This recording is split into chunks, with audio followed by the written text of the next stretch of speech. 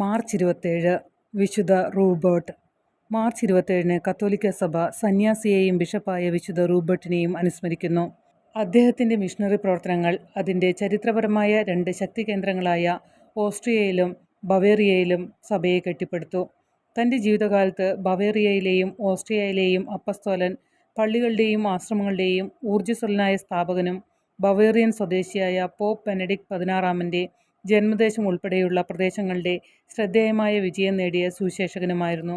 ആധുനിക ഫ്രാൻസിലെ ഗൗൾ പ്രദേശത്ത് 660 ആരംഭിച്ചതായി കരുതപ്പെടുന്ന റൂബർട്ടിൻ്റെ ആദ്യകാല ജീവിതത്തെക്കുറിച്ച് വളരെ കുറിച്ച് അറിയൂ. പ്രാർത്ഥന, ഉപവാസം, സന്യാസം, ദരിദ്രർക്കു വേണ്ടിയുള്ള ദാനധർമ്മം എന്നിവയിൽ ശ്രദ്ധ കേന്ദ്രീകരിച്ചിരുന്നെങ്കിലും അദ്ദേഹം മെറോവിഗ്നിയിൽ രാജവംശത്തിൽ നിന്നാണ് വന്നതെന്ന് ചില സൂചനകളുണ്ട്.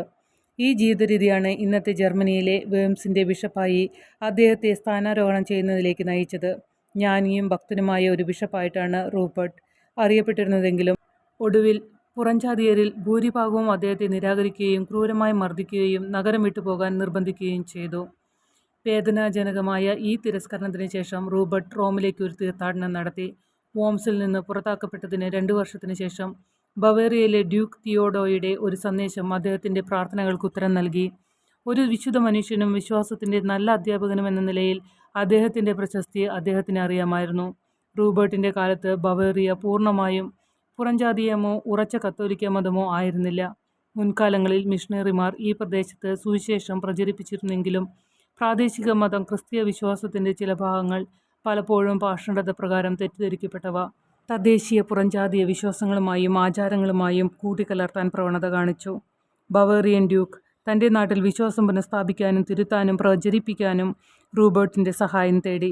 ബവേറിയയിലെ അവസ്ഥകളെക്കുറിച്ച് അറിയിക്കാൻ ദൂതന്മാരെ അയച്ചതിനു ശേഷം റൂബർട്ട് സമ്മതിച്ചു. വോംസിൽ നിന്ന് ക്രൂരമായി നാടുകടത്തപ്പെട്ട ബിഷപ്പിനെ ബവേറിയൻ നഗരമായ റീജൻസ്ബർഗിൽ ആദരവോടെ സ്വീകരിച്ചു.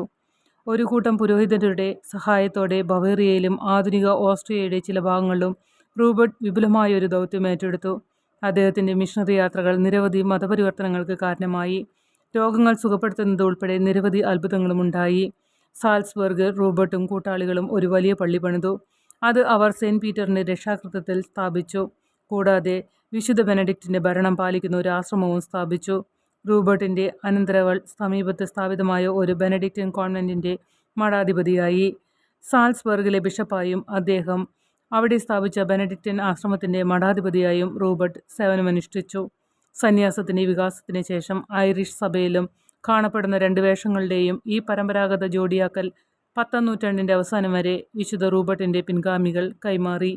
718 മാർച്ച് 27 ഈസ്റ്റർ ഞായറാഴ്ച പ്രസംഗിക്കുകയും കുർബാന അർപ്പിക്കുകയും ചെയ്ത ശേഷം വിശുദ്ധ റൂബർട്ട് മരിച്ചു.